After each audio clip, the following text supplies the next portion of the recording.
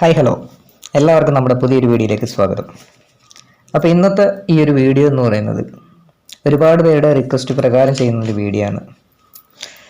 നമുക്ക് പ്രോപ്പറായിട്ട് correct entry എങ്ങനെ എടുക്കാം, അല്ലെങ്കിൽ ഒരു ചാർട്ടിനെ എങ്ങനെ നല്ല രീതിയിൽ നോക്കാം, സിമ്പിളായിട്ട് ഏതൊരു രീതിയിൽ ഏതൊരു സ്ട്രാറ്റജിയിൽ നമുക്ക് എൻട്രികളും സ്റ്റോപ്പ് ലോസുകളും അല്ലെങ്കിൽ ടാർഗറ്റുകളും ഒക്കെ എങ്ങനെ സെറ്റ് ചെയ്യാം. ഓക്കെ, പലർക്കും പല കൺഫ്യൂഷൻ വരുന്നുണ്ട്. ചാർട്ട് കാണുമ്പോൾ എവിടെയാണ് എൻട്രി എടുക്കേണ്ടുന്നത് അല്ലെങ്കിൽ എവിടെയാണ് എക്സിറ്റ് ചെയ്യേണ്ടുന്നത്, അതൊന്നും മനസ്സിലാക്കാൻ പറ്റാത്തൊരു സിറ്റുവേഷൻ. ഓക്കെ, അപ്പം നമുക്കൊരു എൻട്രി എടുക്കണമെന്നുണ്ടെങ്കിലും എക്സിറ്റ് ചെയ്യണമെന്നുണ്ടെങ്കിലും എന്തായാലും നമുക്ക് പ്രോപ്പറായിട്ട് സപ്പോർട്ട് റെസിസ്റ്റൻസുകൾ എന്തായാലും അറിഞ്ഞേ പറ്റും. ഓക്കെ, അപ്പോൾ നമ്മൾ ചെയ്യുന്ന ട്രേഡിംഗ് എന്ന് പറയുന്നത് പ്രൈസ് ആക്ഷൻ രീതിയിലുള്ള ട്രേഡിംഗ് ആണ്.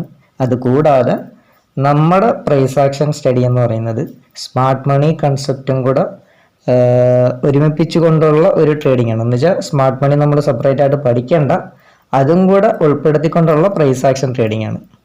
ഓക്കെ, അപ്പോൾ ഈ ഒരു പ്രൈസ് ആക്ഷൻ ട്രേഡിങ്ങിൽ തന്നെ നിങ്ങൾക്ക് ആ സ്മാർട്ട് മണിയുടെ അതായത് ബിഗ് പ്ലേയേഴ്സ് എൻ്റർ ആവുന്ന അതിൻ്റെ ടൈമിൽ തന്നെ അല്ലെങ്കിൽ അവരുടെ കൂട്ടത്തിൽ തന്നെ നിങ്ങൾക്ക് പോകാനായിട്ട് സാധിക്കും.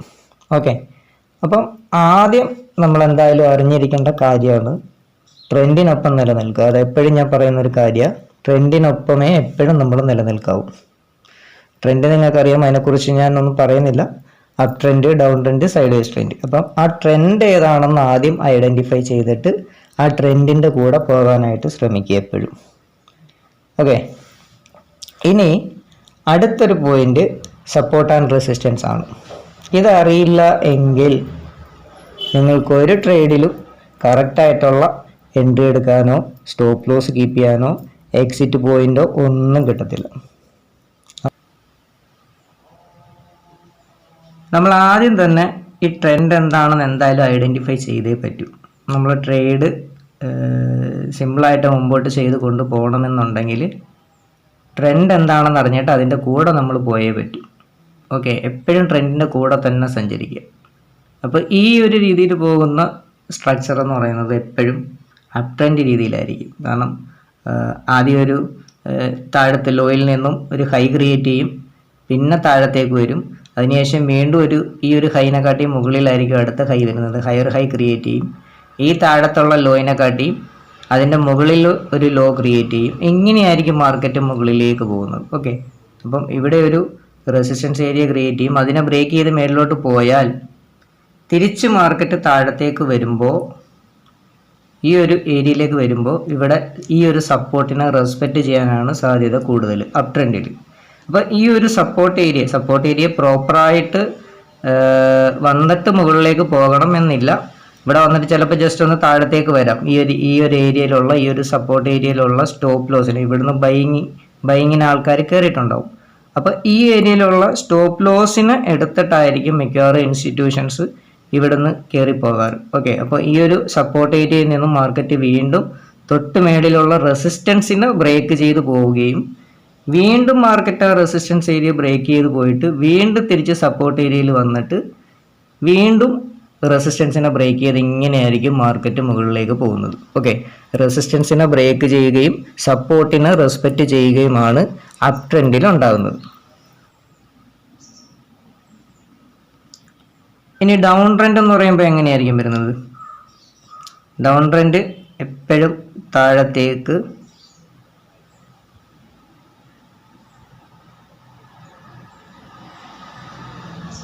ഇങ്ങനെയായിരിക്കും ഒരു ഡൗൺ ട്രെൻഡ് ക്രിയേറ്റ് ആവുന്നത്. ഓക്കെ,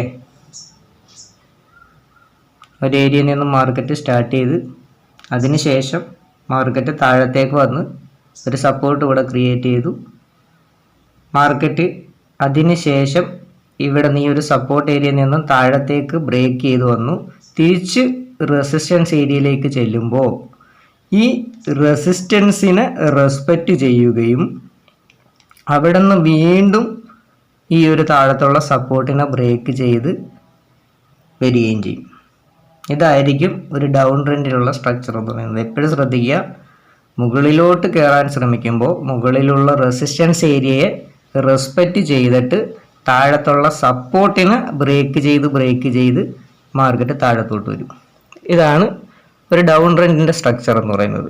അപ്പോൾ ഈ അപ് ട്രെൻഡിൽ ഇപ്പോൾ നിങ്ങൾ കണ്ട രീതിയിലും ഡൗൺ ട്രെൻഡിൽ കണ്ട രീതിയിലും എങ്ങനെയാണോ സ്ട്രക്ചർ മൂവ് ആവുന്നത് ഈ പറഞ്ഞ രീതിയിൽ തന്നെ നിങ്ങൾ എൻട്രികൾ പ്ലാൻ ചെയ്യുക. എപ്പോഴും നിങ്ങളൊരു കാര്യം ശ്രദ്ധിക്കുക, സപ്പോർട്ട് ആൻഡ് റെസിസ്റ്റൻസ് ഏരിയയ്ക്ക് അടുത്ത് നിന്ന് മാത്രം എപ്പോഴും എൻട്രി എടുക്കാൻ ശ്രമിക്കുക. അവിടെ നിന്ന് നമ്മൾ എൻട്രി എടുക്കുമ്പോൾ നമുക്ക് സ്റ്റോപ്പ് ലോസ് ചെറുതായിരിക്കും വരുന്നത്. അത് കൂടാതെ നല്ല പ്രോപ്പറായിട്ടുള്ള എൻട്രികൾ നമുക്ക് കിട്ടുകയും ചെയ്യും. സൈഡ് വേസ് ഓക്കെ, ഇതൊരു റേഞ്ചിനുള്ളിൽ തന്നെയായിരിക്കും നിൽക്കുന്നത്. അപ്പോൾ പരമാവധി ഈ ഒരു സൈഡ് വേസ് മാർക്കറ്റിൽ എല്ലാവരും മാറി നിൽക്കുക, എൻട്രി എടുക്കാതെ. കാരണം ഏത് ഏരിയയിലേക്ക് പോകും എന്നൊന്നും നമുക്ക് കറക്റ്റായിട്ട് പറയാൻ പറ്റില്ല. ചിലപ്പോൾ കറക്റ്റ് ആ റെസിസ്റ്റൻസ് ഏരിയയിൽ എത്തണമെന്നില്ല, അതിന് മുമ്പ് തന്നെ റിവേഴ്സ് വരാം. പ്രോപ്പറായിട്ട് സപ്പോർട്ട് ഏരിയയിൽ വരണമെന്നില്ല, അതിന് മുമ്പ് വീണ്ടും തിരിച്ച് കയറിപ്പോകും. അപ്പോൾ ഇതൊരു കൺഫ്യൂസ്ഡ് ആയിട്ടുള്ള രീതിയായിരിക്കും. അത് കൂടാതെ ഈ ഒരു സൈഡ് വേസ് മാർക്കറ്റിൽ ഓപ്ഷൻ ബയ്യറെ സംബന്ധിച്ച് പ്രീമിയം ഡി കെ കാര്യങ്ങളും മെൽറ്റിങ് കാര്യങ്ങളൊക്കെ ഉണ്ടാവും. ഓക്കെ, ഈ ഒരു സൈഡ് വേസ് മാർക്കറ്റിൽ ഏറ്റവും കൂടുതലും സെല്ലിങ് ചെയ്യാം, ഓപ്ഷൻ സെല്ലിങ് ചെയ്യാം, അതിന് വിഷയമില്ല. ഓക്കെ, അപ്പോൾ ഓപ്ഷൻ ബയ്യർ ഒരിക്കലും ഈ ഒരു സൈഡ് വേസ് മാർക്കറ്റിൽ ട്രേഡ് എടുക്കാതെ മാറി തന്നെ നിൽക്കുക. ഇനി അതല്ല, നിങ്ങൾക്ക് എടുക്കണമെന്നുണ്ടെങ്കിൽ കുറച്ച് എക്സ്പീരിയൻസ് ആയതിന് ശേഷം ചെറിയ സ്കാൽപ്പിംഗ് രീതിയിൽ മാത്രം ട്രേഡുകൾ പ്ലാൻ ചെയ്യാം, എക്സ്പീരിയൻസ് ആയതിന് ശേഷം മാത്രം. ഓക്കെ, അപ്പം നമ്മളിവിടെ പറഞ്ഞ ഈ 3 രീതിയിലായിരിക്കും എപ്പോഴും ട്രെൻഡുകൾ ഉണ്ടാകുന്നത്: up trend, down trend, side vase trend. Okay, ഈ ട്രെൻഡിനൊപ്പം ട്രെൻഡ് ഐഡൻറ്റിഫൈ ചെയ്തിട്ട് ട്രെൻഡ് മനസ്സിലാക്കി അതിനൊപ്പമേ നമ്മളെപ്പോഴും കാര്യങ്ങൾ പ്ലാൻ ചെയ്യാവൂ. ഓക്കെ, ഇനി നമ്മൾ ചാർട്ടിൽ നോക്കുമ്പോൾ സപ്പോർട്ട് ആൻഡ് റെസിസ്റ്റൻസ്, ഇതാണ് മസ്റ്റായിട്ട് നമ്മൾ അറിഞ്ഞിരിക്കേണ്ടുന്ന ഒരു കാര്യം. സപ്പോർട്ട്, റെസിസ്റ്റൻസ് എങ്ങനെ, എവിടെ നമ്മൾ പ്ലാൻ ചെയ്യണം, അല്ലെങ്കിൽ എവിടെ നമ്മൾ മാർക്ക് ചെയ്യണം. Support and resistance. ഓക്കെ, ഈ ഒരു സപ്പോർട്ട് ആൻഡ് റെസിസ്റ്റൻസ് അറിയില്ല എങ്കിൽ നമുക്ക് എൻട്രികളൊന്നും കറക്റ്റായിട്ട് എടുക്കാനോ എക്സിറ്റ് പോയിന്റ് കറക്റ്റായിട്ട് കണ്ടെത്താനോ ഒന്നും പറ്റത്തില്ല. അപ്പോൾ ഈ ഒരു സപ്പോർട്ട് ആൻഡ് റെസിസ്റ്റൻസ് ഒരു ഓപ്ഷൻ ബയ്യറെ സംബന്ധിച്ച് അല്ലെങ്കിൽ ഇൻട്രാഡേ ചെയ്യുന്നവരെ സംബന്ധിച്ച് 15 മിനിറ്റ് ടൈം ഫ്രെയിമിൽ സപ്പോർട്ട് ആൻഡ് റെസിസ്റ്റൻസുകൾ ചാർട്ടിൽ മാർക്ക് ചെയ്യുന്നതായിരിക്കും ഏറ്റവും നല്ലത്. ഓക്കെ, 15 മിനിറ്റ് ടൈം ഫ്രെയിമിലായിരിക്കണം സപ്പോർട്ട് ആൻഡ് റെസിസ്റ്റൻസുകൾ മാർക്ക് ചെയ്യേണ്ടത്. ഇനി അടുത്ത ഒരു പോയിന്റ് എന്ന് പറയുന്നത്, നമ്മൾ സപ്പോർട്ട് ആൻഡ് റെസിസ്റ്റൻസുകൾ മാർക്ക് ചെയ്യുന്നതിന് മുമ്പ് ചാർട്ടിനെ അറിഞ്ഞിരിക്കേണ്ട, അല്ലെങ്കിൽ ചാർട്ടിൽ നോക്കുമ്പോൾ അറിഞ്ഞിരിക്കേണ്ട കുറച്ച് പോയിന്റ്സുകളുണ്ട്. ഓക്കെ, ആ പോയിന്റ്സുകളാണ് ഇനി നമ്മൾ പറയുന്നത്.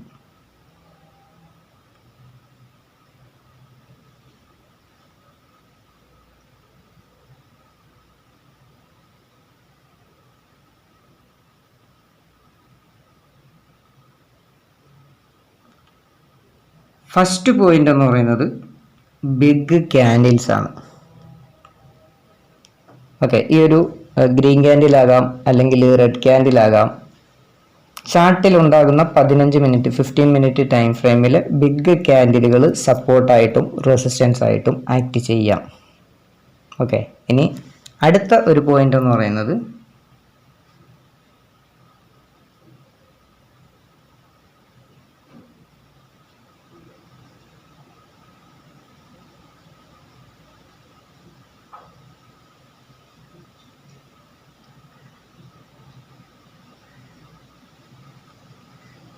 ബിഗ് മൂവ്മെൻറ്റ്സ്, അതായത് ബിഗ് മൂവ്മെൻറ്റ് ആരംഭിച്ച ഏരിയ. താഴെ നിന്നും മുകളിലോട്ടാകാം, മുകളിൽ നിന്നും താഴത്തേക്കും ആകാം. ഓക്കെ, ബിഗ് മൂവ്മെൻറ്റ്സ് ആരംഭിച്ച ഏരിയ. ഇനി അടുത്ത ഒരു പോയിന്റ് എന്ന് പറയുന്നത്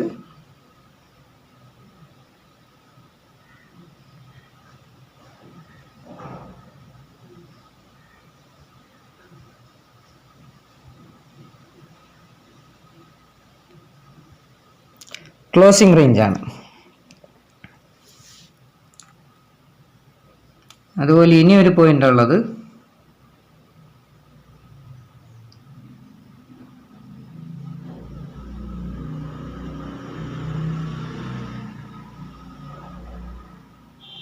ഓപ്പണിംഗ് റേഞ്ച്.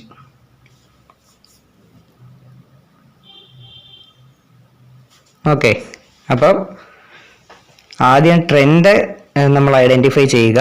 ആ ട്രെൻഡിനൊപ്പം വേണം നമ്മൾ സഞ്ചരിക്കാനായിട്ട്. ഇനി സപ്പോർട്ട് ആൻഡ് റെസിസ്റ്റൻസ് നമ്മൾ മാർക്ക് ചെയ്യുമ്പോൾ ഈ പറഞ്ഞ പോയിന്റ്സ്, ബിഗ് ക്യാൻഡിലുകൾ, ബിഗ് മൂവ്മെൻറ്റ്സ് ആരംഭിച്ച ഏരിയ, ക്ലോസിംഗ് റേഞ്ച്, അതുപോലെ ഓപ്പണിംഗ് റേഞ്ച്, ഇത് നമ്മൾ 15 മിനിറ്റ് ടൈം ഫ്രെയിമിലായിരിക്കണം ചാർട്ടിൽ മാർക്ക് ചെയ്ത് സപ്പോർട്ട് റെസിസ്റ്റൻസുകൾ പ്രോപ്പറായിട്ട് വരയ്ക്കേണ്ടുന്നത്. ഓക്കെ, അപ്പോൾ ഇതിലെ ഓരോ പോയിന്റ്സും നമുക്കൊന്ന് നോക്കാം. ഓക്കെ, ബിഗ് ക്യാൻഡിലുകൾ നമുക്ക് ചാർട്ടിൽ തന്നെ നേരിട്ടൊന്ന് ലൈവായിട്ട് തന്നെ നോക്കാം. അപ്പോൾ നമ്മളിപ്പോൾ എടുത്തിരിക്കുന്ന ചാർട്ട് എന്ന് പറയുന്നത് മിഡ് ക്യാപ് നിഫ്റ്റിയുടെ ചാർട്ടാണ്. അപ്പം ആദ്യം നമ്മൾ എപ്പോഴും ഒരു ചാർട്ട് ഓപ്പൺ ആക്കുമ്പോൾ നിങ്ങൾ വീക്ക്ലി ടൈം ഫ്രെയിമിലും ഡെയിലി ടൈം ഫ്രെയിമിലും ഒക്കെ ചാർട്ട് ഒന്ന് സ്റ്റഡി ചെയ്യുന്നത് നല്ലതായിരിക്കും.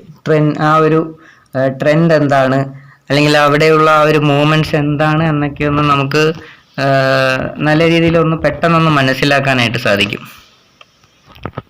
ഓക്കെ, ഇപ്പം നിങ്ങൾക്ക് നോക്കിയാലേ അറിയാം ഇത് നല്ലൊരു അപ് ട്രെൻഡിൽ പോയിക്കൊണ്ട് നിൽക്കുകയാണ്. ഓക്കെ, മിഡ് ക്യാപ് നിഫ്റ്റി എന്ന് പറയുന്നത് വീക്ക്ലി ടൈം ഫ്രെയിമിൽ നോക്കുമ്പോൾ, ഡെയിലി ടൈം ഫ്രെയിമിൽ വരുമ്പോൾ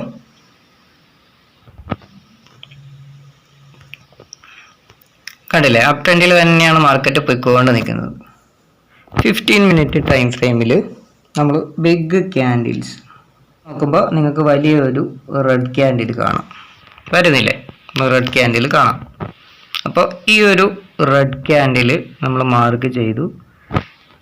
ആ ഒരു റെഡ് ക്യാൻഡിൽ മാർക്ക് ചെയ്താലും നമ്മൾ ജസ്റ്റ് ലെഫ്റ്റ് സൈഡിലോട്ട് പ്രീവിയസ് നടന്ന ചാർട്ടിൻ്റെ മൂവ്മെൻറ്റ്സ് ഒന്ന് ശ്രദ്ധിക്കുക, ലെഫ്റ്റ് സൈഡിലോട്ടൊന്ന് നോക്കുക. ഈ ഏരിയ എത്രമാത്രം സ്ട്രോങ് ആയിട്ടുള്ള ഒരു ഏരിയ ആണെന്നും കൂടെ നമ്മളൊന്ന് നോക്കിയേക്കുക. ഓക്കെ, ഇവിടെ നോക്കുമ്പോൾ മാർക്കറ്റ് ഈ ഒരു റേഞ്ചിൽ നിന്നും ഒന്ന് സൈഡ് വൈസ് ആയിട്ട് താഴത്തേക്ക് വന്നൊരു ഏരിയയാണ് അല്ലേ, താഴത്തേക്ക് വന്നൊരു ഏരിയയാണ്. ആ ഒരു ഏരിയയിൽ തന്നെയാണ് ഇവിടെ ഈ ഒരു ബിഗ് റെഡ് ക്യാൻഡിൽ ഉള്ളത്. അപ്പോൾ ഇത് നല്ലൊരു സ്ട്രോങ് ആയിട്ടുള്ള ഒരു റെസിസ്റ്റൻസ് പോയിന്റ് ആയിട്ട് ആക്ട് ചെയ്യും.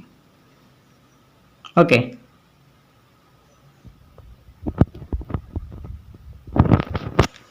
അതുപോലെ തന്നെ ഒരു ബിഗ് ക്യാൻഡിൽ നമ്മൾ മാർക്ക് ചെയ്യുമ്പോൾ ആ ഒരു ക്യാൻഡിലിൻ്റെ 1/3 ഭാഗം മാർക്ക് ചെയ്യുന്നതായിരിക്കും എപ്പോഴും നല്ലത്. 1/3 എന്ന് പറയുമ്പോൾ ഇപ്പം ഇതൊരു 15 മിനിറ്റിലെ വലിയൊരു റെഡ് ക്യാൻഡിൽ, ഇതിൻ്റെ 1/3 എന്ന് പറയുമ്പോൾ അതിൻ്റെ ഹൈ മുതൽ ഈ ഒരു ഏരിയ,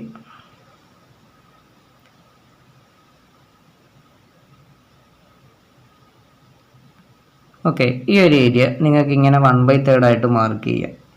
ഇതിൻ്റെ ഹൈ മുതൽ 1/3 ഭാഗം വരെ മുകളിൽ നിന്നും താഴത്തേക്ക് ഈ ഒരു 1/3 ഭാഗം റെസിസ്റ്റൻസ് ആയിട്ടോ സപ്പോർട്ടായിട്ടോ ആക്ട് ചെയ്യാം. ഓക്കെ, റെഡ് ക്യാൻഡിൽ ആണെങ്കിൽ റെസിസ്റ്റൻസ് ആയിട്ട് ആക്ട് ചെയ്യാം, ഗ്രീൻ ക്യാൻഡിൽ ആണെങ്കിൽ സപ്പോർട്ടായിട്ട് ആക്ട് ചെയ്യാം. ഓക്കെ, അപ്പോൾ ഇവിടെ എന്താ സംഭവിച്ചത്, ഇവിടെ നിന്ന് മാർക്കറ്റ് താഴത്തേക്ക് വന്ന് തിരിച്ച് വീണ്ടും ആ ഒരു റേഞ്ചിനടുത്തേക്ക് പോയിട്ട് വീണ്ടും മാർക്കറ്റ് താഴത്തേക്ക് വരിക ചെയ്ത് ഇല്ലേ, വീണ്ടും മാർക്കറ്റ് ആ ഒരു റേഞ്ചിനടുത്തേക്ക് പോയിട്ട് അവിടെ കുറച്ച് നേരം റെസ്പെക്റ്റ് ചെയ്ത് കുറേ നേരം സൈഡായിട്ട് നിന്ന്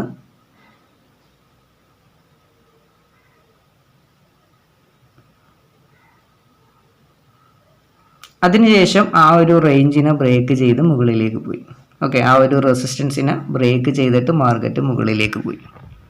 അപ്പോൾ ഇതൊരു പ്രോപ്പറായിട്ടുള്ള റെസിസ്റ്റൻസ് ഏരിയ ആയിരുന്നു, അത് സപ്പോർട്ടായിട്ടും റെസിസ്റ്റൻസ് ആയിട്ടും ആക്ട് ചെയ്യും. ഒരു റെസിസ്റ്റൻസ് ഏരിയ മുകളിലേക്ക് ബ്രേക്ക് ചെയ്ത് പോയാൽ തിരിച്ച് താഴത്തേക്ക് ആ റേഞ്ചിലേക്ക് വരുമ്പോൾ അത് സപ്പോർട്ടായിട്ട് ആക്ട് ചെയ്യാനും സാധ്യത കൂടുതലാണ്. ഓക്കെ, അപ്പോൾ ഈ ഒരു റേഞ്ച് നമ്മളിപ്പോൾ ഈ ഒരു റെഡ് ക്യാൻഡിലിൻ്റെ ഏരിയയിൽ നമ്മളിതിനെ ഒരു സോണാക്കി മാർക്ക് ചെയ്യുകയാണെങ്കിൽ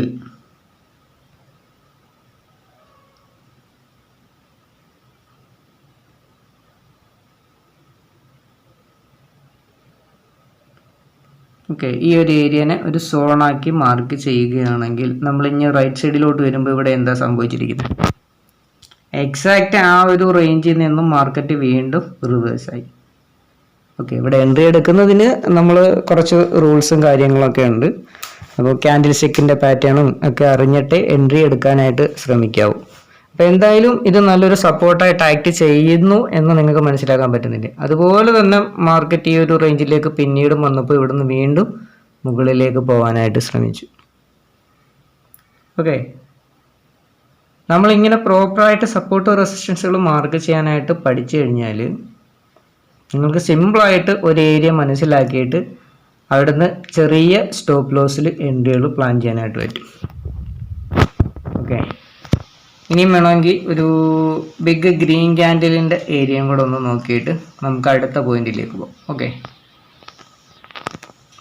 ഈ ഒരു വീഡിയോ എത്രത്തോളം ലോങ് ആവും എന്നെനിക്കറിയില്ല. പക്ഷേ ഈ ഒരു വീഡിയോ നിങ്ങൾ ആദ്യം മുതൽ അവസാനം വരെ കാണുകയാണെങ്കിൽ നിങ്ങൾക്ക് ഇത്രയും നാളും മറ്റ് വീഡിയോസുകളോ അല്ലെങ്കിൽ മറ്റെവിടെ നിന്നെങ്കിലും കിട്ടിയ കാര്യങ്ങളിൽ നിന്നും ഒരുപാട് പ്രയോജനമുള്ള കാര്യങ്ങളായിരിക്കും ഈ ഒരു വീഡിയോയിൽ ഉണ്ടാകുന്നത്. അത് ഞാൻ നിങ്ങൾക്ക് ഉറപ്പ് തരുന്നു.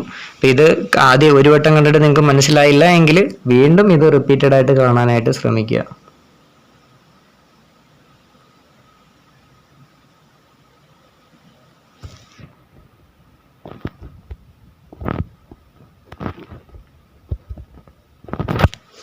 ബിഗ് ക്യാൻഡിൽ എന്ന് പറയുമ്പോൾ ഒരുപാട് വലിയ ക്യാൻഡിൽ ആവണം എന്നല്ല ഞാൻ ഉദ്ദേശിച്ചത്. കൂട്ടത്തിൽ, ആ ഒരു കൂട്ടത്തിൽ നോക്കുമ്പോൾ ഏതാണോ ബിഗ് ക്യാൻഡിലുകൾ വരുന്നത് അതിൻ്റെ കാര്യമാണ് ഞാൻ പറഞ്ഞത്. ഓക്കെ, കൂട്ടത്തിൽ അവിടെ നോക്കുമ്പോൾ നമുക്ക് ബിഗ് ക്യാൻഡിലുകൾ ഏതായിട്ടാണ് തോന്നുന്നത് അത് നമുക്ക് എടുക്കാം. ഇപ്പം ഇവിടെ നോക്കുകയാണെങ്കിൽ ഇത് വലിയൊരു റെഡ് ക്യാൻഡിലാണ്. ഇതിൻ്റെ ഹൈ നമ്മൾ ഒരു റെസിസ്റ്റൻസ് പോയിൻ്റായിട്ട് മാർക്ക് ചെയ്തു. ഓക്കെ, അപ്പോൾ സ്വാഭാവികമായിട്ടും ആ ഒരു റേഞ്ചിലേക്ക് മാർക്കറ്റ് എത്തുമ്പോൾ ഇവിടെ എന്താണ് സംഭവിച്ചത്? ഇവിടുന്ന് മാർക്കറ്റ് താഴത്തേക്ക് വന്ന് വീണ്ടും കയറാൻ നോക്കി. വീണ്ടും മാർക്കറ്റ് അവിടെ ഒരു ബിഗ് റെഡ് ക്യാൻഡിൽ ക്രിയേറ്റ് ചെയ്തിട്ട് വീണ്ടും താഴത്തേക്ക് വന്നു. മനസ്സിലായോ? അത് നല്ലൊരു റെസിസ്റ്റൻസ് ആയിട്ട് ആക്ട് ചെയ്യും. ഇനി ഒരു ഗ്രീൻ ക്യാൻഡിൽ ആണെങ്കിൽ അത് സപ്പോർട്ടായിട്ട് ആക്ട് ചെയ്യും. മുകളിൽ നിന്ന് മാർക്കറ്റ് താഴത്തേക്ക് വരുമ്പോൾ ആ താഴത്തേക്ക് ഇറങ്ങി വരുന്ന റേഞ്ചിൽ എവിടെയെങ്കിലും ഒരു ബിഗ് ക്യാൻഡിൽ ഉണ്ടെങ്കിൽ അത് സപ്പോർട്ടായിട്ട് ആക്ട് ചെയ്യാം. അതിൻ്റെ 1/3 ഭാഗമായിരിക്കും എപ്പോഴും നമ്മൾ മാർക്ക് ചെയ്യേണ്ടുന്നത്. ഓക്കെ,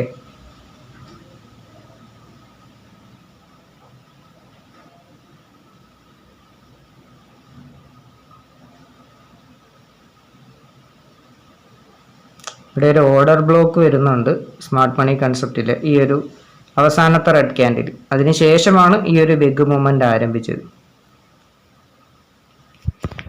ഓക്കെ, ആ ഒരു ഗ്രീൻ ക്യാൻഡിലിൻ്റെ ഈ ഒരു 1/3 ഭാഗം ആ ഒരു ഓർഡർ ബ്ലോക്കിൽ വന്നിട്ട് മാർക്കറ്റ് എന്താ സംഭവിച്ചത്? വീണ്ടും മുകളിലോട്ട് പോയി. ഓക്കെ, ഇവിടെയും ഒരു ഗ്രീൻ ക്യാൻഡിൽ അതുപോലെ ക്രിയേറ്റ് ആയി മുകളിലോട്ട്. മാർക്കറ്റ് ഈ ഒരു റെസിസ്റ്റൻസിനെ, ഇവിടെ ഒരു റെസിസ്റ്റൻസ് ഉണ്ടായിരുന്നു, ഈ ഒരു റെസിസ്റ്റൻസിനെ മാർക്കറ്റ് ബ്രേക്ക് ചെയ്ത് ഒരു ബിഗ് ക്യാൻഡിൽ ഇവിടെ ക്രിയേറ്റ് ആയി.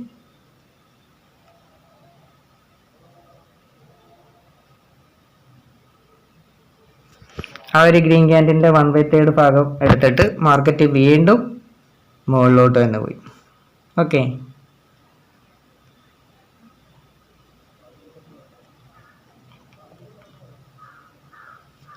അപ്പം ഇതാണ് ബിഗ് ക്യാൻഡിലുകൾ നമ്മൾ മാർക്ക് ചെയ്യേണ്ടുന്ന രീതി എന്ന് പറയുന്നത്.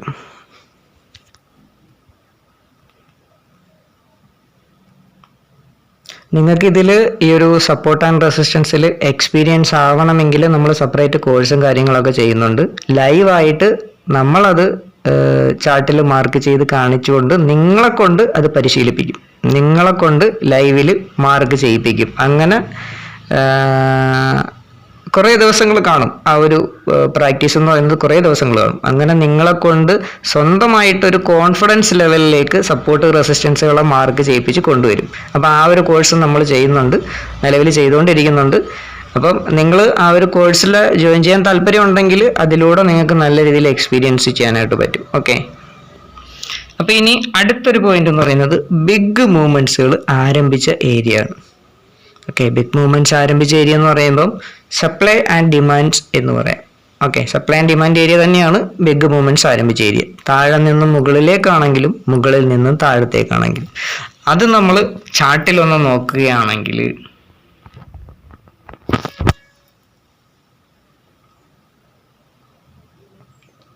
ഇപ്പം ഈ ഒരു ഏരിയ നിങ്ങൾക്ക് നോക്കിയാൽ കാണാം. ഈ ഒരു ബിഗ് റെഡ് ക്യാൻഡിൽ, അതുപോലെ ഈ ഒരു മുകൾ ഭാഗം, ഈ ഒരു ഏരിയയിൽ നിന്നും ബിഗ് മൂവ്മെന്റ്സ് താഴത്തേക്ക് വന്നൊരു ഏരിയ.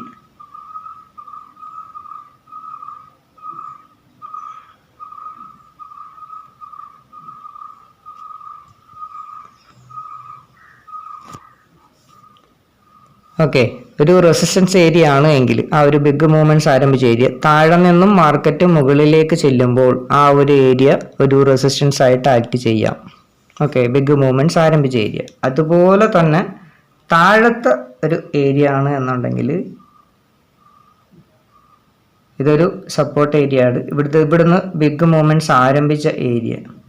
ഓക്കെ, ഇവിടം വരെ ഒരു റെസിസ്റ്റൻസ് ഏരിയ ആയിരുന്നു, ഒരു ബിഗ് റെഡ് ക്യാൻഡിൽ. ഇതിൻ്റെ മുകളിലേക്ക് മാർക്കറ്റ് പിന്നീട് കയറി. ഓക്കെ, അതിനുശേഷം എന്താ സംഭവിച്ച മാർക്കറ്റ്? അവിടെ നിന്നൊരു ബിഗ് മൂവ്മെന്റ്സ് ആരംഭിച്ച ഏരിയ മുകളിലേക്ക്. ഓക്കെ, ആ ഒരു ഏരിയയിലേക്ക് മാർക്കറ്റ് വീണ്ടും എത്തിയിട്ട് വീണ്ടും തിരിച്ച് മുകളിലേക്ക് പോയി.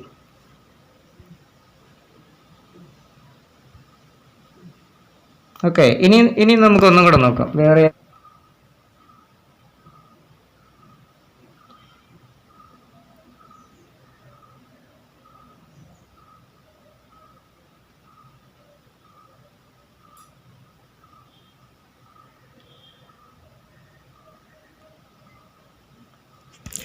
ഈ ഒരു ഏരിയ ഉണ്ടില്ലേ,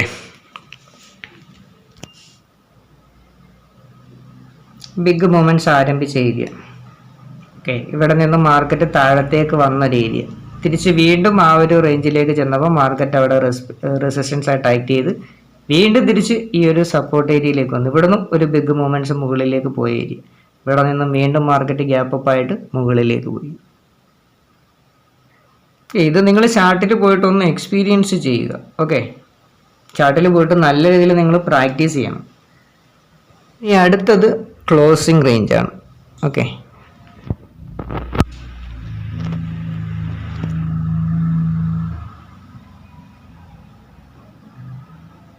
നമ്മൾ ഏതൊരു സപ്പോർട്ട് ആൻഡ് റെസിസ്റ്റൻസ് നോക്കുമ്പോഴും 15 മിനിറ്റ് ടൈം ഫ്രെയിമിൽ തന്നെയാണ് നമ്മൾ സപ്പോർട്ട് ആൻഡ് റെസിസ്റ്റൻസ് നോക്കുന്നത്. ഓക്കെ, ഈ ഒരു ക്ലോസിംഗ് റേഞ്ചിനെ കുറിച്ച് പറയുമ്പോൾ ആ ഒരു ക്ലോസിംഗ് റേഞ്ച് ഭാഗം 15 മിനിറ്റ് ടൈം ഫ്രെയിമിലായിരിക്കും. ഉദാഹരണത്തിന്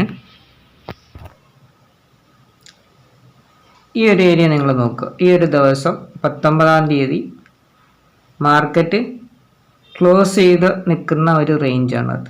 ഓക്കെ, 15 മിനിറ്റ് ടൈം ഫ്രെയിമിലാണ് ക്ലോസ് ചെയ്ത് നിൽക്കുന്ന ഏരിയ. ഇവിടെ 15 മിനിറ്റ് ടൈം ഫ്രെയിമിൽ ഏറ്റവും ചെറിയ ഒരു ഡോജി ക്യാൻഡിൽ പോലെ, ഇൻഡിസിഷൻ ക്യാൻഡിൽ പോലെയാണ് ഒരു ക്യാൻഡിൽ നിൽക്കുന്നത് ഇല്ലേ. അപ്പോൾ ചെറിയ ക്യാൻഡിൽ ആണെങ്കിൽ അത് നമ്മൾ ക്ലോസിംഗ് റേഞ്ച് ആയിട്ട് പരിഗണിക്കാൻ പറ്റത്തില്ല. അതിന് തൊട്ട് മുമ്പുള്ള ബിഗ് ക്യാൻഡിലുകൾ ഏതാണോ അതായിരിക്കണം നമ്മൾ പരിഗണിക്കേണ്ടത്. ഓക്കെ, അപ്പോൾ ഇവിടെ ഈ ഒരു ക്ലോസിംഗ് റേഞ്ച് ഭാഗം നോക്കുകയാണെങ്കിൽ ഈ ഒരു റെഡ് ക്യാൻഡിലുണ്ട് അതിൻ്റെ താഴ്ഭാഗം വരെ. ഓക്കെ, ആ ഒരു ക്ലോസിംഗ് റേഞ്ചിൻ്റെ ഹൈ മുതൽ ലോ വരെ സപ്പോർട്ടായിട്ടോ റെസിസ്റ്റൻസ് ആയിട്ടോ ആക്ട് ചെയ്യാം. ഇനി ഇവിടെ വേറൊരു കാര്യം കൂടെ പറയാനുള്ളത്, ഒരു ഗ്യാപ്പ് ക്രിയേറ്റ് ചെയ്തിട്ട്, അതായത് ഒരു ഗ്യാപ്പ് അപ്പോ ഗ്യാപ്പ് ഡൗണോ ആയിട്ട് മാർക്കറ്റ് ഓപ്പൺ. ഇപ്പോൾ ഒരു ഗ്യാപ്പ് അപ്പ് ആയിട്ട് ഓപ്പൺ ആയി എങ്കിൽ ആ ഒരു ക്ലോസിംഗ് റേഞ്ചിലേക്ക് താഴത്തേക്ക് വീണ്ടും ആ ഒരു ഗ്യാപ്പിനെ ഫില്ല് ചെയ്യാനായിട്ട് മാർക്കറ്റ് വരുമ്പോൾ സാധാരണ സപ്പോർട്ടിനെയും റെസിസ്റ്റൻസിനെയൊക്കെ കാട്ടിയും സ്ട്രെങ്ത് കൂടുതലായിരിക്കും ആ ഒരു ഏരിയക്ക്. ഓക്കെ, സാധാരണ സപ്പോർട്ടിനെയും റെസിസ്റ്റൻസിനെ കാട്ടിയും കൂടുതൽ തവണയും ആ ഒരു ഏരിയ നല്ല രീതിയിൽ റെസ്പെക്റ്റ് ചെയ്തിട്ട് വീണ്ടും റിവേഴ്സ് ആയിട്ട് പോകാനായിരിക്കും സാധ്യത കൂടുതൽ. ആ ഒരു പോയിന്റും കൂടെ നിങ്ങളൊന്ന് ഓർത്ത് വെച്ചേക്കുക. ഇനി ഈ ഒരു ദിവസം നോക്കുകയാണെന്നുണ്ടെങ്കിൽ അവസാനത്തെ ക്യാൻഡിൽ കണ്ടില്ലേ, ചെറിയൊരു ക്യാൻഡിൽ, എന്താ 15-ാം തീയതിയിൽ അവസാനത്തെ ക്ലോസ് ചെയ്ത് നിൽക്കുന്ന ക്യാൻഡിൽ. ഈ ക്യാൻഡിൽ നമ്മൾ പരിഗണിക്കില്ല. ഓക്കെ, അപ്പോൾ ഇവിടെയുള്ള ഈ ഒരു റേഞ്ചിനെ ഫുള്ള് നമുക്ക് വേണമെങ്കിൽ എടുക്കാം.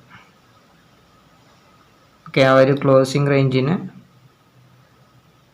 ഫുള്ളായിട്ട് നമുക്ക് വേണമെങ്കിൽ എടുക്കാം.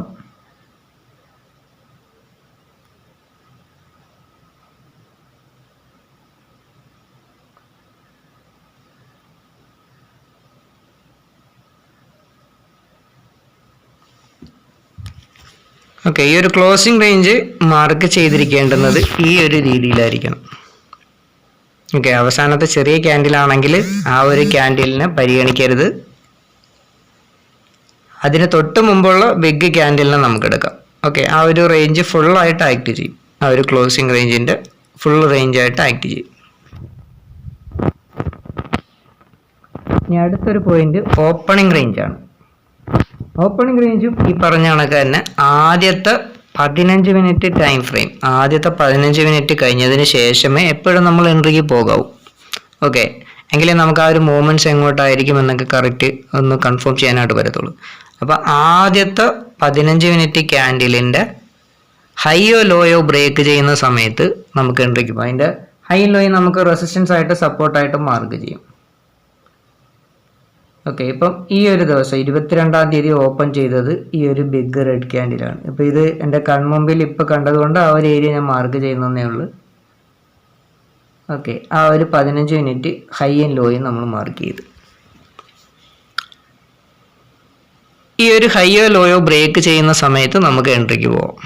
അതുപോലെ തന്നെ ഒരു കാര്യം പറയാനുള്ളത്, ഒരു സപ്പോർട്ട് റെസിസ്റ്റൻസ് നമ്മൾ ചാർട്ടിൽ മാർക്ക് ചെയ്ത് കഴിഞ്ഞാൽ, ഇപ്പോൾ ഒരു സപ്പോർട്ട് നമ്മൾ മാർക്ക് ചെയ്ത് ആ സപ്പോർട്ടിന് താഴത്തേക്ക് മാർക്കറ്റ് വരികയാണെങ്കിൽ ആ ഒരു മാർക്ക് ചെയ്ത സപ്പോർട്ടിൻ്റെ തൊട്ട് താഴത്തായിട്ട് വേറൊരു സപ്പോർട്ടായിട്ട് ആക്ട് ചെയ്യാൻ സാധ്യതയുള്ള ഏരിയ ഉണ്ടെങ്കിൽ അതും കൂടെ ബ്രേക്ക് ചെയ്തിട്ട് നമ്മൾ ആ ഒരു എൻട്രിക്ക് പോകാവൂ. ഓക്കെ, ഇനി റെസിസ്റ്റൻസ് ഏരിയ ആണെങ്കിൽ ഒരു റെസിസ്റ്റൻസ് ഏരിയ നമ്മൾ മാർക്ക് ചെയ്തു, അതിൻ്റെ തൊട്ടടുത്തായിട്ട് വേറൊരു റെസിസ്റ്റൻസ് ആയിട്ട് ആക്ട് ചെയ്യാൻ പറ്റിയ ഏരിയ ഉണ്ടെങ്കിൽ അതും കൂടെ ബ്രേക്ക് ചെയ്തിട്ട് നമ്മൾ എൻട്രിക്ക് പോകാവൂ. ഈ ഒരു റേഞ്ച് എന്തായിരുന്നു? ഇവിടുന്ന് മാർക്കറ്റ് ബിഗ് റെഡ് ക്യാൻഡിൽ, ഇവിടുന്ന് മാർക്കറ്റ് താഴത്തേക്ക് വന്ന് വീണ്ടും ഇവിടെ കയറി ഒരു ഗ്യാപ്പ് അപ്പായിട്ട് ഓപ്പൺ ആയിട്ട് മാർക്കറ്റ് ഇവിടുന്ന് താഴത്തേക്ക് വന്ന് സപ്പോർട്ട് എടുത്ത് വീണ്ടും കയറിയ ഒരു ഏരിയ. അപ്പോൾ ഈ ഒരു റേഞ്ചും കൂടെ എന്താകാൻ സാധ്യതയുണ്ട്? സപ്പോർട്ടാകാൻ സാധ്യതയുണ്ട്. അപ്പോൾ അതിനുശേഷമാണ് മാർക്കറ്റ് ഇവിടെ എന്ത് സംഭവിച്ചത്? താഴത്തേക്ക് വന്നിട്ടുള്ളത്. ഓക്കെ, ചാർട്ട് കാണുമ്പോൾ നിങ്ങൾക്കറിയാം. അപ്പോൾ ഈ ഒരു റേഞ്ചിൽ ഓപ്പണിംഗ് റേഞ്ചിൻ്റെ ലോ നമ്മൾ മാർക്ക് ചെയ്തത് എവിടെ? ഈ ഒരു ഏരിയയിൽ, അതായത് ഈ ഒരു റെഡ് ക്യാൻഡിലിൻ്റെ ആ ഒരു റെഡ് ക്യാൻഡിലിൻ്റെ ലോ. അപ്പോൾ അത് ബ്രേക്ക് ചെയ്തു കൂടെ. ഓക്കെ, ഓപ്പണിംഗ് റേഞ്ച് ബ്രേക്ക് ചെയ്തു. അപ്പോൾ ചിലരെന്തായിരിക്കും ശ്രദ്ധിക്കുന്നത്, ഓപ്പണിംഗ് റേഞ്ചിൻ്റെ ലോ ബ്രേക്ക് ചെയ്തല്ലോ, എൻട്രിക്ക് പോകാമെന്ന് പറഞ്ഞ് പുട്ട് ഓപ്ഷൻ എടുക്കും. സ്വാഭാവികമായിട്ടും അത് ജസ്റ്റ് താഴത്തേക്ക് വന്നിട്ട് അവരുടെ സ്റ്റോപ്പ് ലോസ് ഹിറ്റ് ചെയ്തിട്ട് മേളിലോട്ട് കയറിപ്പോയി. കാരണം എന്താ, ഈ ഒരു ചാർട്ടിൻ്റെ ലെഫ്റ്റ് സൈഡിലോട്ട് നമ്മൾ ശ്രദ്ധിക്കുക, എവിടെയെങ്കിലും തൊട്ട് താഴത്തായിട്ട് തൊട്ടടുത്തായിട്ട്. കാരണം നമ്മൾ എൻട്രി എടുത്തിട്ട് ജസ്റ്റ് ഒരു ചെറിയൊരു പോയിന്റ് പോലും ടാർഗറ്റ് കിട്ടുന്നില്ല എങ്കിൽ, ഒരു 1:1 പോയിന്റ് പോലും ടാർഗറ്റ് കിട്ടുന്നില്ല എങ്കിൽ നിങ്ങൾ ആ ഒരു സപ്പോർട്ടും കൂടെ ബ്രേക്ക് ചെയ്തിട്ട് എൻട്രിക്ക് പോകും. ഇപ്പോൾ ഇവിടെ നിങ്ങൾ കണ്ടില്ലേ, ഇതൊരു സപ്പോർട്ടായിട്ട് ആക്ട് ചെയ്യും. അതും കൂടെ ബ്രേക്ക് ചെയ്തിട്ട് ഓപ്പണിംഗ് റേഞ്ച് ലോ ബ്രേക്ക് ചെയ്തിട്ട് എൻട്രി എടുക്കാവൂ. ഓക്കെ, ഇനി ഇതിൻ്റെ ഹൈ നോക്കുകയാണെങ്കിൽ ഈ ഒരു ഓപ്പണിംഗ് റേഞ്ച് റെഡ് ക്യാൻഡിലിൻ്റെ ഹൈ ബ്രേക്ക് ചെയ്തു. അടുത്തൊരു റെസിസ്റ്റൻസ് ആയിട്ട് ആക്ട് ചെയ്യാൻ പറ്റിയ സാധ്യതയുള്ള ഏരിയ ഏതാണ്? ഇവിടെ നോക്കുമ്പോൾ നിങ്ങൾക്ക് കാണാൻ പറ്റില്ലേ, ഈ ഒരു ഏരിയ ആണ്. ഇത് റെസിസ്റ്റൻസ് ഏരിയ, ഇവിടുന്ന് മാർക്കറ്റ് താഴത്തേക്ക് വന്ന ഒരു ഏരിയ. സ്വാഭാവികമായിട്ടും ഈ ഒരു റേഞ്ച് ഫസ്റ്റ് ടാർഗറ്റ് ആയിട്ട് ആക്ട് ചെയ്യും. അപ്പോൾ ഓപ്പണിംഗ് റേഞ്ച് ബ്രേക്ക് ചെയ്തു, അവിടം വരെ നമുക്ക് ഫസ്റ്റ് ടാർഗറ്റ് കിട്ടി. ഓക്കെ, 20-ാം തീയതി ഈ ഒരു ഗ്രീൻ ക്യാൻഡിൽ, ഇതിൻ്റെ ലോ നമ്മളിവിടെ മാർക്ക് ചെയ്ത് ഹൈ നമ്മളിവിടെ മാർക്ക് ചെയ്തു. ഓക്കെ, എന്താ സംഭവിച്ചത്? അന്നത്തെ ദിവസം ഒരു സൈഡ് വേസ് ട്രെൻഡായിരുന്നു. നമുക്ക് ട്രേഡുകളൊന്നും അങ്ങനെയില്ല. ഓക്കെ, ഇനി വേറൊരു ദിവസം നോക്കാം.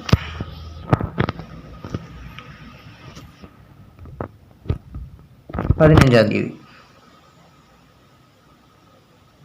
ഈ ഒരു ഗ്രീൻ ക്യാൻഡിൽ, ഇതിൻ്റെ ഹൈ നമ്മൾ മാർക്ക് ചെയ്തു, അതുപോലെ തന്നെ ഇതിൻ്റെ ലോയും നമ്മൾ മാർക്ക് ചെയ്തു. ഈ വീഡിയോ ഇത്തിരി ലെങ്ത് ആയിരിക്കും എന്ന് എനിക്കറിയാം, പക്ഷേ ഇത് നിങ്ങൾക്ക് അത്രയും നല്ല രീതിയിൽ പ്രയോജനം ചെയ്യും ഈ ഒരു വീഡിയോ. ഇപ്പോൾ ഈ ഒരു ഹൈ നമ്മൾ മാർക്ക് ചെയ്തു, ആ ഒരു റേഞ്ചിലായിട്ട് തൊട്ട് മേളിലായിട്ട് റെസിസ്റ്റൻസ് ഉണ്ടെങ്കിൽ അതും കൂടെ ബ്രേക്ക് ചെയ്തിട്ടെല്ലാം നമ്മൾ എൻട്രി എടുക്കാവും. അതല്ലേ നമ്മൾ പറഞ്ഞിട്ടുള്ളത്. അപ്പോൾ ഈ ഒരു ബിഗ് റെഡ് ക്യാൻഡിൽ, ഓക്കെ, അതിനെ നമ്മളൊരു സോണായിട്ട് എടുക്കുക. ഇപ്പോൾ ഇവിടെ എന്താ സംഭവിച്ചത്? ആ ഒരു റേഞ്ചിന് ഒരു ബിഗ് ഗ്രീൻ ക്യാൻഡിൽ ഇവിടെ ബ്രേക്ക് ചെയ്തില്ലേ?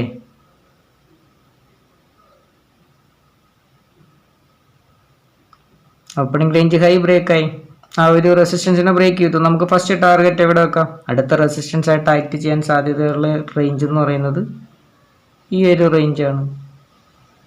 നമുക്ക് അത്യാവശ്യം ഒരു ടാർഗറ്റ് കിട്ടുന്നുണ്ട്. പിറ്റേ ദിവസം അവിടെ നിന്ന് തന്നെയാണ് ഒരു ഗ്യാപ്പ് അപ്പ് ആയിട്ട് മാർക്കറ്റ് ഓപ്പൺ ആയി പോയത്. അപ്പോൾ ഓപ്പണിംഗ് റേഞ്ച് നമ്മൾ മാർക്ക് ചെയ്യുമ്പോൾ ഇതേ രീതിയിൽ വേണം നിങ്ങൾ മാർക്ക് ചെയ്യാനായിട്ട്. ഓക്കെ, അപ്പോൾ നമ്മൾ എന്തൊക്കെ കാര്യങ്ങളാണ് ഇവിടെ പറഞ്ഞത്? ഒന്ന്, ട്രെൻഡിനെ കുറിച്ച് പറഞ്ഞു. അതുപോലെ അടുത്തൊരു പോയിന്റ് നമ്മൾ പറഞ്ഞത് സപ്പോർട്ട് ആൻഡ് റെസിസ്റ്റൻസ് മാർക്ക് ചെയ്യുന്നതിനെ കുറിച്ച് പറഞ്ഞു. 15 മിനിറ്റ് ടൈം ഫ്രെയിമിലായിരിക്കണം നമ്മൾ സപ്പോർട്ട് ആൻഡ് റെസിസ്റ്റൻസുകൾ മാർക്ക് ചെയ്യേണ്ടുന്നത്. അതുപോലെ ബിഗ് ക്യാൻഡിലുകൾ, okay, big candle red candle ആണെന്നുണ്ടെങ്കിൽ അതിൻ്റെ ഹൈ മുതൽ 1/3 ഭാഗം വരെ റെസിസ്റ്റൻസ് ആയിട്ട് ആക്ട് ചെയ്യാം. ബിഗ് ഗ്രീൻ ക്യാൻഡിൽ ആണെന്നുണ്ടെങ്കിൽ അതിൻ്റെ താഴ്ഭാഗം മുതൽ 1/3 ഭാഗം വരെ സപ്പോർട്ടായിട്ട് ആക്ട് ചെയ്യാം. ഒരു സപ്പോർട്ട് ബ്രേക്ക് ചെയ്ത് താഴത്തേക്ക് പോയാൽ തിരിച്ച് മുകളിലോട്ട് വരുമ്പോൾ അത് റെസിസ്റ്റൻസ് ആവും. ഓക്കെ, അതുപോലെ ഒരു റെസിസ്റ്റൻസിനെ ബ്രേക്ക് ചെയ്ത് മുകളിലോട്ട് പോയാൽ തിരിച്ച് താഴത്തേക്ക് വരുമ്പോൾ ആ റെസിസ്റ്റൻസ് സപ്പോർട്ടായിട്ടും ആക്ട് ചെയ്യാം. ഇനി അടുത്തത് ബിഗ് മൂവ്മെന്റ്സ് ആരംഭിച്ച ഏരിയ, നമ്മൾ പറഞ്ഞ വേറൊരു പോയിന്റ്. അപ്പോൾ ബിഗ് മൂവ്മെന്റ്സ് ആരംഭിച്ച ഏരിയ എന്ന് പറയുമ്പോൾ സപ്ലൈ ആൻഡ് ഡിമാൻഡ് ഏരിയ പോലെ ആക്ട് ചെയ്യും. ഓക്കെ, ഇനി ക്ലോസിംഗ് റേഞ്ച് നമ്മൾ പറഞ്ഞ കണക്ക് അവസാനത്തെ ചെറിയ ക്യാൻഡിലാണ് ക്ലോസ് ചെയ്ത് നിൽക്കുന്നതെങ്കിൽ അത് പരിഗണിക്കരുത്. അതിൻ്റെ തൊട്ട് മുമ്പുള്ള ബിഗ് ക്യാൻഡിൽ എടുത്തിട്ട് ആ ഒരു ഹൈ മുതൽ ലോ വരെ സപ്പോർട്ടായിട്ടും റെസിസ്റ്റൻസ് ആയിട്ടും ആക്ട് ചെയ്യാം. ഒരു ഗ്യാപ്പ് ക്രിയേറ്റ് ചെയ്ത് ഗ്യാപ്പ് ആണെങ്കിൽ ആ ഒരു ഗ്യാപ്പുള്ള ഏരിയ സാധാരണ സപ്പോർട്ടിനെ റെസിസ്റ്റൻസിനെക്കാട്ടിയും കുറച്ച് സ്ട്രെങ്ത് കൂടുതലായിട്ട് കാണിക്കാനായിരിക്കും സാധ്യത കൂടുതൽ. ഓക്കെ, കൂടുതൽ സമയവും ആ ഒരു ഏരിയയെ നല്ല രീതിയിൽ റെസ്പെക്റ്റ് ചെയ്തിട്ട് തിരിച്ച് റിവേഴ്സ് പോകാനായിരിക്കും സാധ്യത. അല്ലെങ്കിൽ കുറച്ച് നേരം അവിടെ നിന്നിട്ടായിരിക്കും ഒരു ബ്രേക്കൗട്ടൊക്കെ ഉണ്ടാകുന്നത്. ചില സമയത്തൊക്കെ ഉള്ളൂ അത് നല്ല രീതിയിൽ ഓപ്പോസിറ്റ് സൈഡിലേക്കൊക്കെ പോകുന്നത്. ഓക്കെ, അല്ലാത്ത സമയമൊക്കെ നല്ല രീതിയിൽ റെസ്പെക്റ്റ് ചെയ്യും ആ ഒരു ഏരിയനെ. അതുപോലെ ഓപ്പണിംഗ് റേഞ്ച് നമ്മളിപ്പോൾ ഈ അവസാനം പറഞ്ഞ രീതിയിൽ നല്ല രീതിയിൽ നിങ്ങൾ ചാർട്ടിൽ പോയിട്ട് എക്സ്പീരിയൻസ് ചെയ്യുകയാണെങ്കിൽ ഓപ്പണിംഗ് റേഞ്ച് ഹൈയും ലോയും ബ്രേക്ക് ചെയ്യുന്ന സമയത്ത് നിങ്ങൾക്ക് നല്ല രീതിയിൽ എൻട്രികൾ പ്ലാൻ ചെയ്യാനായിട്ട് പറ്റും. ഓക്കെ, അപ്പോൾ ഇത്രയും കാര്യങ്ങളാണ് നമ്മൾ മെയിനായിട്ടും ഒരു സപ്പോർട്ട് റെസിസ്റ്റൻസ് നോക്കുന്നതിന് നമ്മൾ ചെയ്യുന്നതിന്. ക്യാൻഡിൽ സ്റ്റിക്കിനെ കുറിച്ചൊക്കെ കുറച്ച് കാര്യങ്ങൾ മനസ്സിലാക്കാനായിട്ടുണ്ട്. ക്യാൻഡിലിൻ്റെ ഒരു സപ്പോർട്ട് ഏരിയയിൽ റെസിസ്റ്റൻസ് ഏരിയയിൽ ക്യാൻഡിലുകൾ വരുമ്പോൾ ആ ക്യാൻഡിലിനുണ്ടാകുന്ന മാറ്റം നമ്മൾ ഐഡൻറ്റിഫൈ ചെയ്തിട്ട് ഏത് രീതിയിൽ നമുക്ക് ട്രേഡിനെ പ്ലാൻ ചെയ്യാം എന്നൊക്കെ നോക്കാം, ക്യാൻഡിലിൻ്റെ സ്ട്രെങ്ത് നോക്കിയിട്ട്. അപ്പോൾ അതിനെക്കുറിച്ചൊക്കെ നമുക്ക് അടുത്തൊരു വീഡിയോയിൽ ഡീറ്റെയിൽ ആയിട്ട് പറയാം. അപ്പോൾ ഇത്രയും പറഞ്ഞ രീതിയിൽ വേണം നിങ്ങൾ ഈ സപ്പോർട്ട് റെസിസ്റ്റൻസുകളൊക്കെ മനസ്സിലാക്കാനായിട്ട്. ഓക്കെ, ഇനി അതുപോലെ ഒരു കാര്യം കൂടെ പറയുകയാണ്. ഇപ്പം ഗ്യാപ്പ് അപ്പോ ഗ്യാപ്പ് ഡൗണോ ആയിട്ടാണ് മാർക്കറ്റ് ഓപ്പൺ ചെയ്യുന്നതെങ്കിൽ നേരത്തെ പറഞ്ഞ കണക്ക് തന്നെ ഓപ്പണിംഗ് റേഞ്ചിൻ്റെ കാര്യം പറഞ്ഞ കണക്ക് തന്നെ അല്ലെങ്കിൽ ഗ്യാപ്പ് അപ്പോ ഗ്യാപ്പ് ഡൗണോ ആയിട്ടോ അല്ലെങ്കിൽ ഫ്ലാറ്റ് ഓപ്പണിംഗ് ക്ലോസിംഗ് റേഞ്ചിനടുത്ത് ഓപ്പൺ ചെയ്യുന്നത്, അപ്പോൾ അതിൻ്റെ മുകളിലോ താഴത്തോ ഒക്കെ ആയിട്ട് തൊട്ടടുത്ത് സപ്പോർട്ടോ റെസിസ്റ്റൻസോ ഉണ്ടെങ്കിൽ അതും കൂടെ ബ്രേക്ക് ചെയ്തിട്ടേ നമ്മൾ എൻട്രിക്ക് പോകാവൂ. അല്ലാതെ ചാടി കയറി ഒരിക്കലും എൻട്രിക്ക് പോകില്ല. എപ്പോഴും നമ്മൾ ലെഫ്റ്റ് സൈഡിലോട്ട് നോക്കുക സപ്പോർട്ടോ റെസിസ്റ്റൻസോ ഉണ്ടോ എന്നുള്ളത്. ഓക്കെ, അപ്പോൾ ഇത്രയും കാര്യങ്ങൾ നിങ്ങൾ ശ്രദ്ധിച്ചു കഴിഞ്ഞാൽ തന്നെ നല്ല രീതിയിൽ നിങ്ങൾക്ക് സപ്പോർട്ട് റെസിസ്റ്റൻസിൽ മാസ്റ്റർ ആകാനായിട്ട് പറ്റും. ഈ ഒരു സപ്പോർട്ട് റെസിസ്റ്റൻസുകൾ നിങ്ങൾ മാർക്ക് ചെയ്ത് പഠിക്കുകയാണെന്നുണ്ടെങ്കിൽ നിങ്ങൾക്ക് നല്ല രീതിയിൽ ട്രേഡുകൾ പ്ലാൻ ചെയ്യാം. ഓക്കെ, നമ്മുടെ ഈ ഒരു പ്രൈസ് ആക്ഷൻ ട്രേഡിംഗ് എന്ന് പറയുന്നത് സ്മാർട്ട് മണി കൺസെപ്റ്റും കൂടെ അതിൻ്റെ ഒരു സ്റ്റഡിയും കൂടെ ഒക്കെ ഉൾപ്പെടുത്തിക്കൊണ്ട് ചെയ്ത ഒരു സ്ട്രാറ്റജിയാണ്. ഓക്കെ, അപ്പം ഈ ഒരു സ്റ്റഡി എന്ന് പറയുന്നത് നമ്മൾ കോഴ്സായിട്ട് ചെയ്യുന്നുണ്ട്. നിങ്ങൾക്ക് ട്രേഡിങ്ങിനെ കുറിച്ച് കൂടുതലായിട്ട് അറിയണമെന്നുണ്ടെങ്കിൽ സെപ്പറേറ്റ് ആയിട്ട് ബേസിക് മുതൽ നമ്മൾ കാര്യങ്ങൾ ഇക്വിറ്റി ആയിക്കോട്ടെ അല്ലെങ്കിൽ സ്വിംഗ് ട്രേഡിനെ കുറിച്ച് ആയിക്കോട്ടെ ഇൻട്രാഡേ എല്ലാ കാര്യങ്ങളും നമ്മൾ കോഴ്സായിട്ട് ചെയ്യുന്നുണ്ട്. ഇനി സപ്പോർട്ട് റെസിസ്റ്റൻസിനെ കുറിച്ച് മാത്രം നമ്മൾ സെപ്പറേറ്റ് കോഴ്സ് ചെയ്യുന്നുണ്ട്. അത് ആദ്യം നിങ്ങൾക്ക് അത് ഏതൊക്കെ രീതിയിലാണെന്ന് ഡെയിലി ഓരോ ദിവസവും ഇത്ര ടൈം ക്ലാസ് ഉണ്ടായിരിക്കും. അപ്പം ആ ഒരു ടൈമിൽ നമ്മൾ ആദ്യമേ കാണിച്ചു തന്നിട്ട് പിന്നീട് നിങ്ങളെ കൊണ്ട് ലൈവായിട്ട് അത് മാർക്ക് ചെയ്യിപ്പിക്കും. ഈ ഓരോ കാര്യങ്ങളും പറഞ്ഞിട്ട് സപ്പോർട്ട് റെസിസ്റ്റൻസുകൾ നിങ്ങളെ കൊണ്ട് മാർക്ക് ചെയ്യിപ്പിക്കും. അപ്പോൾ അങ്ങനെ നിങ്ങൾക്ക് നല്ല രീതിയിലൊരു കോൺഫിഡൻസ് വരുത്താനായിട്ട് സാധിക്കും. ഓക്കെ, അപ്പോൾ അങ്ങനെ നിങ്ങളെ കൊണ്ട് ലൈവിൽ മാർക്ക് ചെയ്യിപ്പിച്ച് എക്സ്പീരിയൻസ് ചെയ്യിപ്പിക്കുന്ന കോഴ്സും നമ്മൾ ചെയ്യുന്നുണ്ട്. അപ്പോൾ അതും കുറേ ദിവസങ്ങൾ കാണും ആ ഒരു സ്റ്റഡി എന്ന് പറയുന്നത്. അപ്പോൾ അങ്ങനെ നിങ്ങളെ കൊണ്ട് എക്സ്പീരിയൻസ് ചെയ്യിപ്പിക്കുമ്പോൾ നിങ്ങൾക്ക് അതിൽ നല്ല രീതിയിൽ കോൺഫിഡൻസ് കിട്ടും. അപ്പോൾ ഈ ഒരു വീഡിയോ ഇത്തിരി ലെങ്ത് ആണ് എന്നറിയാം, എന്നാലും എല്ലാവരും ഈ വീഡിയോ നല്ല രീതിയിൽ വാച്ച് ചെയ്യുക. വീഡിയോ ഇഷ്ടപ്പെട്ട് കഴിഞ്ഞാൽ കമൻറ്റ് ചെയ്യുക.